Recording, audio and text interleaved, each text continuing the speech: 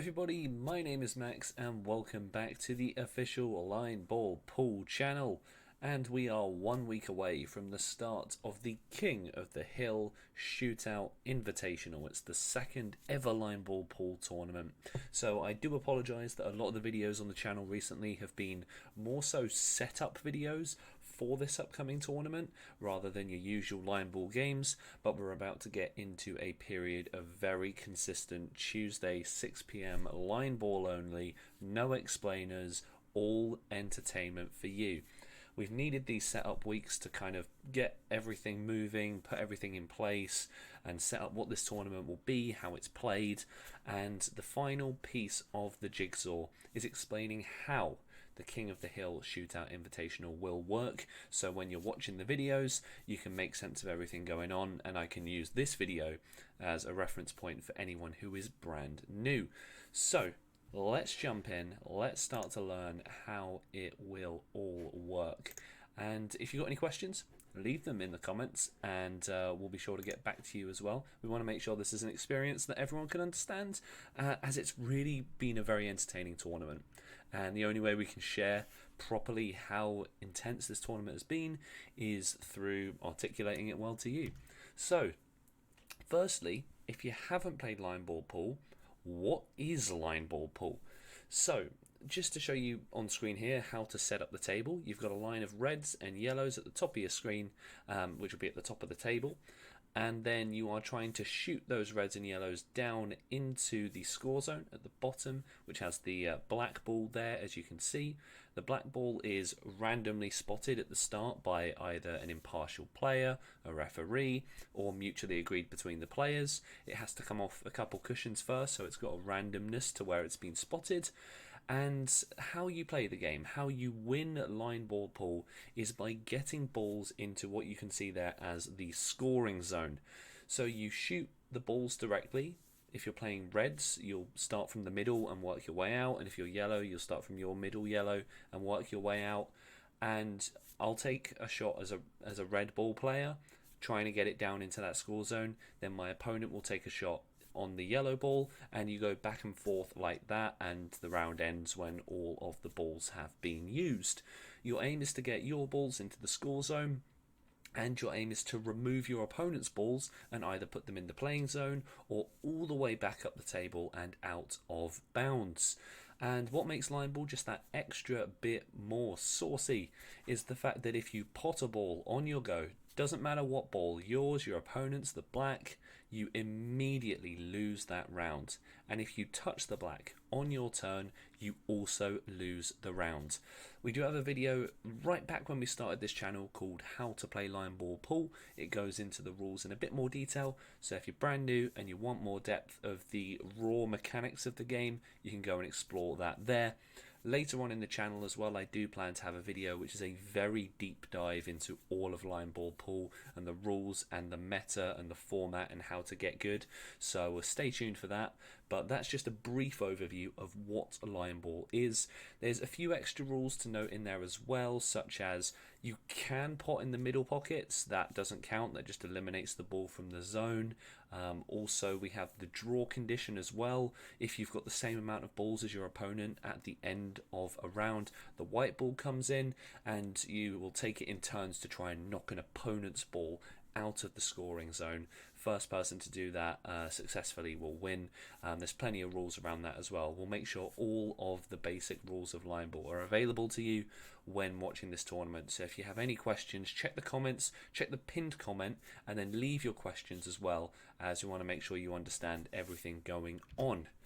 This is what you will see when we play the tournament. So this is how the King of the Hill Shootout Invitational screen will be.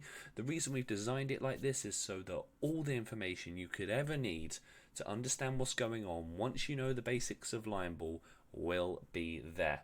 So we'll be going into in a little bit how the winner will be decided, but the basic format of the tournament, as we can see here, we can see which team is currently on the hill. It is the new team, the Ball Bashers, and that reflects down here as well. You can see Paul and Pete, as well as their lovely team logo, their team name, and they've got this little crown which shows that they are the current King of the Hill. Now, in order to win the tournament, you need a win streak of 5. You win 5 points in a row, you win the tournament. So here it shows what the current win streak is, whether they've won 1 in a row, 2, 3, 4. If they've won 4 in a row, they would be on match point for their next game, and so really exciting to see some games there. You can also see the current Hill Challenger at the moment. That is the Wet Bandits. So this is the opening game, or it will be, of the tournament. This image is just a placeholder of a line ball game from the tournament, so don't use that as reference too much for the points and everything. But you can see that the current challenger is the Wet Bandits. So we've got Hoy and Byron here, their logo, and the score in the current game they are both playing. My team, Maximum Impact, is the next challenger, so after this game you can expect my team to play the winner of the first game, and then the total number of points. So we do have some conditions that will happen if we don't get a winner after 50 points worth of playing, because it could happen, and I'll get into those rules later on. But the reason we've capped it at 50 and we show it here is so you know how close we are getting to the end of the whole tournament. As we get closer, teams need to start totaling up their wins and everything. On the left hand side you can see the longest win run that all the teams will have been on as we go, so building those rallies will be very important if you can't win it by winning 5 in a row. And then also the total wins as well, so these statistics will become very important on the next slide, so it's good to keep them in mind as we go along. And then in the middle of your screen, as you can see, we'll have the game of line ball itself, and then at the bottom we'll have these stats that will be tracking exactly what's going on here. So when you knock a ball into a score zone, you'll get a point here. Technically the score for this game would be 3-2 at the moment. 3 points to the red team and 2 points to the yellow team if it matched up with this graphic as well. And then we have our prize provider at the bottom, a link for them, and where we played the tournament as well. So hopefully that graphic will make sense. As of the time of releasing this, there won't be much time for me to make changes, so if there's something that you don't like about the graphic, unfortunately, given how close we are to the release and the editing cycle, everything's already done and in place. But if you do have feedback for this, I'd love to know in the comments, because we can bear it in mind for future tournaments to keep improving it. If this comes across as confusing, let me know. I've tried to show this to people who don't know much about line ball and sort of give them a brief overview. At the start of some episodes of the tournaments as well, I will make sure there is a little explainer, especially the first episode, just telling people kind of what this video is, but in a bite-sized fashion, really. Next we move on to how the winner's decided, so referring back to what we were just talking about, if you win 5 points in a row, you win the whole tournament, undisputed. But if we reach the 50 total points without a winner, the team with the longest win streak is the champion. So if I go back to the screen we were just on, if for example Ball Bashers were the only team on a 4 win streak, when we get to the 50 point threshold, then Ball Bashers win the whole tournament, and then it's undisputed. They are the champions. They had the longest time as the King of the Hill. If a winner is not decided through that, for example, if 2 teams are tied for this position, the team with the most total points of the 2 will win. So for example, if Ball Bashers and Wet Bandits both had a 4 win streak, but Ball Bashers had won 10 games overall, whereas the Wet Bandits had only won 6, then the Ball Bashers would win the tournament overall, because they've got a higher total amount of wins. And we even have a condition for if all of that's tied. If it's reached 50 points, the two most, the 2 teams with the longest streak are both on the same points and everything matches up, then the 2 teams will play a decider, a single point decider, to find out who the overall winner will be. Now, if we go back to this slide for a moment, you'll notice that obviously the King of the Hill must stay on for 5 games in order to win.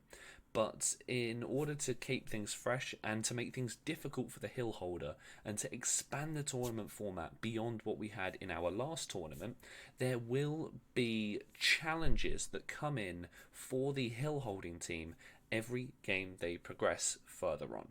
So, next slide we're moving into is the way to build a win streak. So, winning your first point, there are no changes to the format of line ball, and there aren't any for the second win either. However, as we go on, things get more and more complex. And so as we go into the third point, the white ball enters play. Neither team can hit the white ball. However, a draw condition would result in a win for the challenger team. So unlike the usual condition, this would be a very tough scenario, because for the original draw condition, it would give a chance for both teams to play and use that white ball. But with this rule in play, the challenger team has to play defensive because they can win with a draw, and it means that the hill holding team has to play attacking shots, and that was the thing we were lacking at the last tournament. So it makes a lot of sense. It's why we included it, and that's how everything goes. If you win onto your fourth point, the white ball remains in play, and the only change here is that the challenger team can hit it. So the challenger team can use it as an extra ball to move around, but if you hit it on your go as the hill holder, you will lose. So it makes things really tough. Now 5 and 6, this is actually combined into one, because originally we had one extra teams when I wrote this through. So 5 and 6, just consider this as 5. We can even remove the number of 6 there, because all of this is contained in one bit. We did originally have another team, which meant it was going to be a 6 win streak. But what happens here is one ball is removed from the hill holder team, which means technically you start off at a 2-point disadvantage.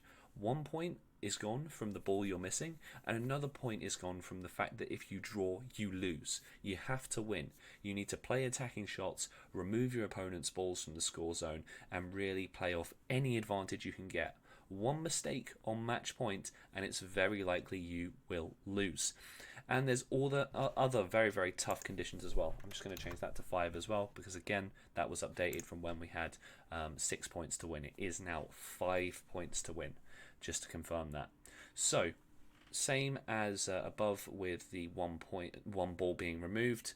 If the hill holder's ball rides the line, so if we just go back to this first image, with the rules of line ball pull and getting a point into the score zone, if your ball is hovering over the line, we do it on a majority side. So if most of the ball is in the score zone, it's a point, and if most of it's out, it's not a point. However, in the 5-point win streak to win the tournament, if a ball is anywhere, when you look top down, if it is anywhere on the line, it does not count as in. It has to be fully in. So it adds another level of difficulty to what you're playing with. You're a ball down.